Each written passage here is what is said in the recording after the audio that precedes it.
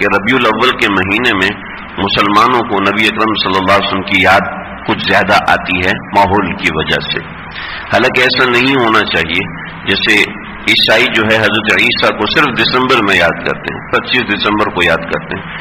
مومن کی تو ہر آن ربیع الاول ہے. مومن تو ہر وقت آپ صلی اللہ علیہ وسلم سے محبت کرتا ہے، آپ سے تعلق رکھتا ہے، آپ سے تعلق رکھنے کو پسند کرتا ہے.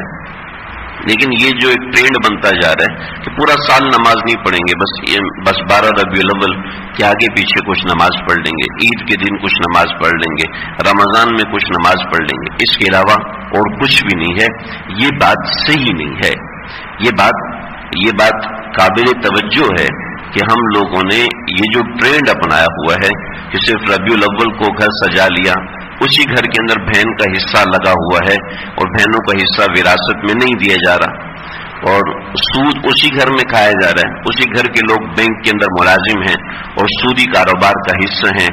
اللہ کے قرآن مجید فرماتے ہیں کہ فَأَذَنُوا بِحَرْبٍ مِّنَ اللَّهِ وَرَسُولِهِ، اللہ اور اس کے رسول سے اعلان جنگ ہے، لیکن پھر بھی اسی گھر میں سود کھایا جا رہا ہے. پیغمبر صلی اللہ علیہ وسلم نے اپنی زندگی میں کسی کا حق نہیں رہنے دیا، لیکن یہاں پر حق پہ حق مارے جا رہے ہیں، اور پھر بھی دعویٰ اس بات کا ہے کہ ہمیں آپ صلی اللہ علیہ وسلم سے بڑی محبت ہے.